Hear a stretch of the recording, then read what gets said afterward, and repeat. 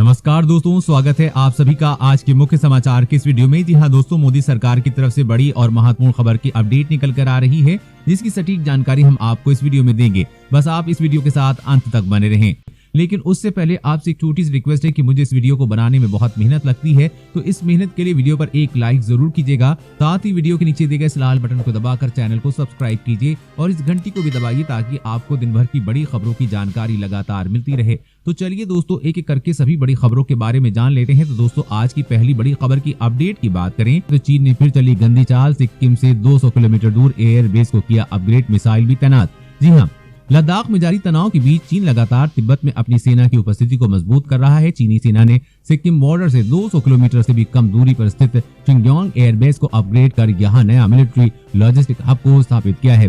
विशेषज्ञों का अनुमान है कि इस एयरबेस की मदद से चीन, भारत और भूटान दोनों पर नजर रख सकता है। ये एयरबेस डोकलाम विवाद वाली जगह से भी नजदीक है। सैटेलाइट तस्वीरों से पता चला है कि चीन ने इस एयरबेस पर एक बुनियादी ढांचा तैयार किया है। इसे रेल नेटवर्क से जोड़ने के लिए रेल लाइन को बिछाया जा रहा है। सैटेलाइट इमेज ने नया मिलिट्री लॉजिस्टिक हब साफ दिखाई दे रहा है। इसके अलावा फ्यूल डिपो और निर्माणाधीन रेलवे टर्मिनल भी दिखाई दे रहे हैं। इतना ही नहीं, इस बेस पर चीन ने जमीन से हवा में मार करने वाली मिसाइलों को भी तैनात किया है। विशेषज्ञों के अनुसार किसी भी एयरबेस पर जमीन से हवा में मिसाइलों को तब तैनात किया जाता है जब उसका सामरिक महत्व ज्यादा होता है। चीन ने यहाँ 2 सुरंगों का भी निर्माण किया है। माना जा रहा है कि यहाँ मिसाइलों को छिपाया जा सकता है। साथ ही यहाँ पर विमानों की उड़ान भरने के नए रनवे और उनकी मेंटेनेंस के लिए भी नए एप्रन का निर्माण किया जा रहा है। इसे देखते हुए विशेषज्ञों का अनुमान है कि चीन धीरे धीरे युद्ध की तैयारी कर रहा है। और अगली बड़ी खबर की बात करें तो आप कार की पिछली सीट बेल्ट न लगाने और बाइक पर साइड मिरर न होने पर कटेगा चालान, देना होगा इतना जुर्माना। जी हाँ, देश में बढ़ते सड़क हादसों के मद्देनजर अब ट्रैफिक नियमों को और सख्त किया जा रहा है। राष्ट्रीय राजधानी दिल्ली में अब कार की पिछली सीट पर सीट बेल्ट न लगाने और बाइक पर साइड मिरर न होने पर भारी जुर्माना भरना पड़ सकता है। बता दें कि शुक्रवार को लागू हुए नए यातायात नियमों के तहत अब अगर आप कार की पिछली सीट पर भी बैठे हैं तो सीट बेल्ट लगाना जरूरी होगा, जबकि दोपहिया वाहन में साइड मिरर लगाना अनिवार्य होगा। अगर इनमें से किसी भी नियम का उल्लंघन पाया जाता है तो दिल्ली ट्रैफिक पुलिस आपका चालान काट सकती है। इस संबंध में एक संदेश जारी करते हुए दिल्ली ट्रैफिक पुलिस ने कहा है कि अधिकांश दोपहिया वाहनों में साइड मिरर नहीं होते हैं और कुछ लोग जानबूझकर शीशे हटा देते हैं। इस वजह से ड्राइविंग के दौरान दुर्घटना का खतरा काफी हद तक बढ़ जाता है। वहीं कार की पिछली सीट पर बैठकर व्यक्ति कभी भी बेल्ट नहीं लगाता है। एक बड़ी दुर्घटना से इस छोटी सी लापरवाही के कारण यात्री की मौत हो जाती है। कार में पीछे की सीट बेल्ट न लगाने के लिए 1000 रुपए का जुर्माना लगाया जाएगा और दोपहिया वाहन में साइड मिरर नहीं लगाने पर 500 रुपए का चालान काटा जाएगा। तो अगर आपके पास भी एक से ज्यादा बैंक अकाउंट है तो सावधान हो जाइए। ज्यादा खाते रखने से हो सकता है बड़ा नुकसान। जी हाँ, मौजूदा समय में अक्सर लोग जल्दी जल्दी नौकरी बदलते हैं। ऐसे में हर संस्थान अपने लिहाज से सैलरी खाता खुलवाता है, लिहाजा पिछली कंपनी वाला खाता लगभग निष्क्रिय हो जाता है। किसी भी सैलरी खाते में 3 महीने तक सैलरी नहीं आने पर वो अपने आप सेविंग खाते में बदल जाता है। सेविंग खाते में बदलते ही उस खाते के लिए बैंक के नियम भी बदल जाते हैं। इन्हीं नियमों के मुताबिक खाते में मिनिमम राशि भी रखनी होती है और अगर आप ये रकम नहीं रखते हैं तो बैंक आपसे पेनल्टी भी वसूलते हैं और खाते से पैसे कट जाते हैं। कई बैंकों में खाता होने से इनकम टैक्स भरते समय आपको कई परेशानियों का भी सामना करना पड़ सकता है। आपको अपने हर बैंक खाते से जुड़ी जानकारी उसमें देनी पड़ती है। साथ ही अगर आपके 3 से 4 बैंक खाते हैं तो आपको हर महीने काफी पेनाल्टी भी चुकानी होगी। इससे अच्छा है कि आप इन बैंक खातों को बंद करवा दीजिए। और अगली बड़ी खबर की बात करें तो सीज फायर उल्लंघन में 44% की वृद्धि। सेना प्रमुख बोले जम्मू कश्मीर में 300-400 आतंकवादी घुसपैठ की फिराक। जी हाँ, सेना प्रमुख जनरल MM नरवणे ने कहा है कि नियंत्रण रेखा के पार आतंकी शिविरों में प्रशिक्षण पाए करीब 300 से 400 आतंकवादी जम्मू कश्मीर में घुसपैठ करने की फिराक में हैं। सेना ने बताया कि संघर्ष विराम उल्लंघन में 44% की वृद्धि हुई है, जिससे पाकिस्तान के नापाक मंसूबों का पता चलता है। पाकिस्तान आतंकवादियों को जम्मू कश्मीर में घुसपैठ करने में मदद पहुंचाने के लिए सीमा नियंत्रण रेखा पर अक्सर गोलाबारी करता है। सेना प्रमुख ने कहा कि भारत के सक्रिय अभियानों एवं मजबूत आतंकवाद निरोधक ग्रिड ने न केवल दुश्मन को बड़ा नुकसान पहुंचाया है बल्कि घुसपैठ के प्रयासों पर भी काबू पाया है। उन्होंने कहा कि सेना ने पिछले साल आतंकवाद निरोधक अभियानों में नियंत्रण रेखा पर 200 से अधिक आतंकवादियों को मार गिराया है और इन उपायों से जम्मू कश्मीर के लोगों को आतंकवाद से राहत मिली है। उन्होंने कहा कि अन्य सीमा पर दुश्मन को मजबूत जवाब दिया जा रहा है। पाकिस्तान आतंकवादियों को पनाह देना जारी रखे हुए है। नियंत्रण रेखा के पार प्रशिक्षण शिविरों में करीब 300 से 400 आतंकवादी घुसपैठ करने की फिराक में है। और अगली बड़ी खबर की बात करें तो पड़ेगी और भी ठिठुरन वाली ठंड। उत्तर पश्चिम भारत में 2 से 4 डिग्री तक गिर सकता है न्यूनतम तापमाना। जी हाँ, दिल्ली, उत्तर प्रदेश, पंजाब, हरियाणा, राजस्थान समेत उत्तर पश्चिम भारत के राज्यों में अभी ठिठुरन वाली ठंड से निजात नहीं मिलने वाली है।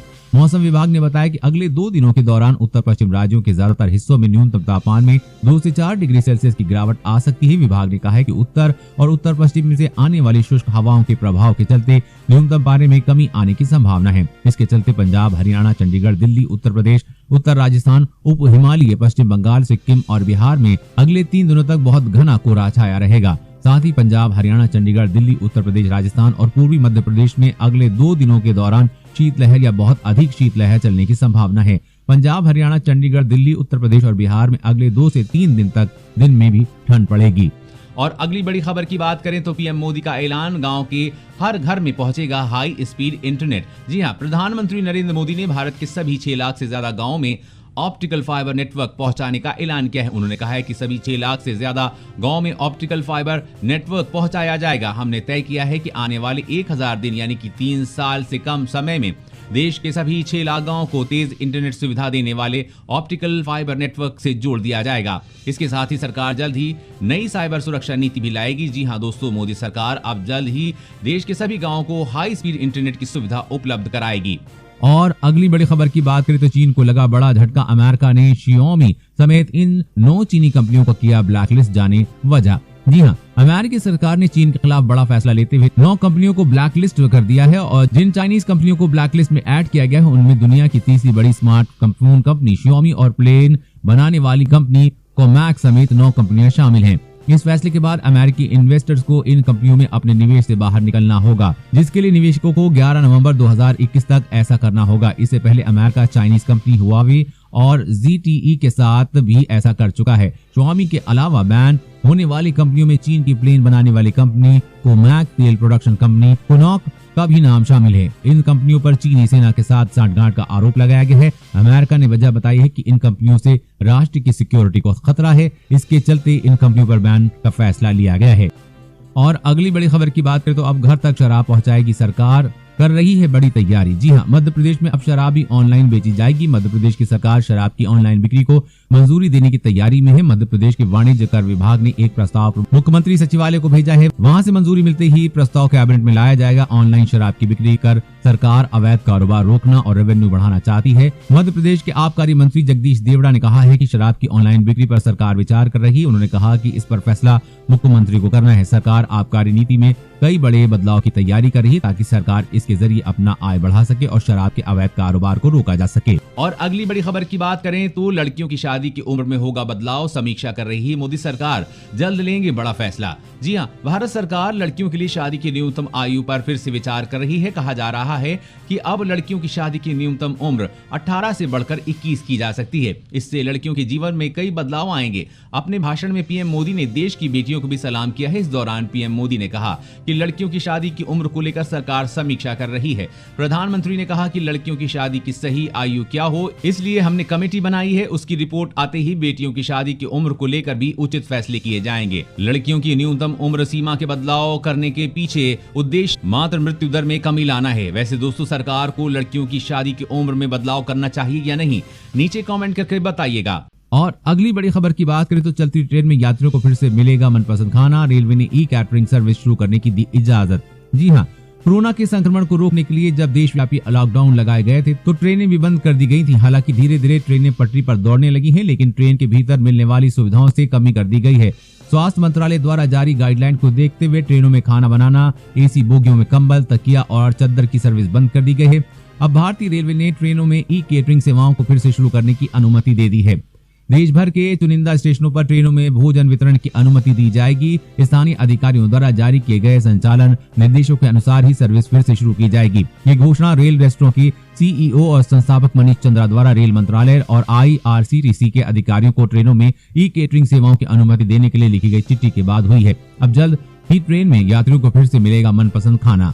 और अगली बड़ी खबर की बात करें तो साल 2022 तक सभी गरीबों को मिलेंगे घर, सरकार के काम में आई तेजी। जी हाँ, देश के हर गरीब को पक्का मकान देने की योजना पर मोदी सरकार ने काम तेज कर दिया है। प्रधानमंत्री आवास योजना ग्रामीण के दूसरे चरण में कुल 1.95 करोड़ मकानों का निर्माण 31 मार्च 2022 तक पूरा किया जाना है। ग्रामीण विकास मंत्रालय से जुड़े अधिकारियों ने बताया कि सब कुछ ठीक रहा तो समय से गरीबों को आवास उपलब्ध हो जाएंगे। इन घरों में बिजली, एलपीजी कनेक्शन और शौचालय की सुविधा होगी। साथ ही इन योजना के तहत लाभार्थियों को न्यूनतम 25 वर्ग मीटर का घर बनने के लिए 1.20 लाख रुपए मिलते हैं, जबकि हिल एरिया में 1.30 लाख रुपए की आर्थिक सहायता मिलती है और 12,000 रुपए अलग से शौचालय के लिए मिलते हैं।